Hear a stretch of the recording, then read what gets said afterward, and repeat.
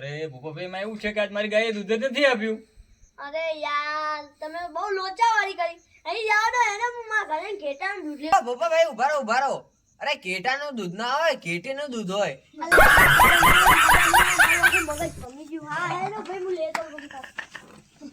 ચલો દેવરાજભાઈ, રજા લઈએ. તમારા એપિસોડમાં બહુ મજા આવી ગઈ. ના ના એ તો વાત તમારી સાચી, પણ પદમણી અને ભૂપાભાઈ બંને ચા લેવા ગયા છે તો ચા પાણી કરીને તમારે નીકળવાના છે હવે. સારું સારું. ચલો લો ચા આવી ગયો યાર. અરે યાર શું કહું. અરે મારી ઘેટી કાલ સાસ પીધી. બરોબર. તેનું દૂધ જીવ ફાટી. યાર, હવે આપણા મહેમાનોને શું પીવડાવશું? ચાલશે, કાંઈ વાંધો નહીં. અરે એવી ટેન્શનની વાત નથી. તમારી માટે હું મહેમાનો માટે ને તમારી માટે ખુશખબરી લાવ્યો છું. કેવી ખુશ ખબર છે? મારી પદમની થઈ 11.5 વર્ષની. એના તરફથી હું પેડા વાટું છું. Very good. Good. Very good.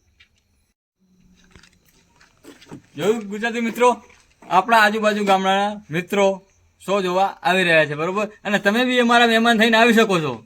તો મિત્રો, જય શ્રી કૃષ્ણ, આવજો, મજામાં રહેજો અને અમારા મહેમાન નેક્સ્ટ ટાઈમ બનજો.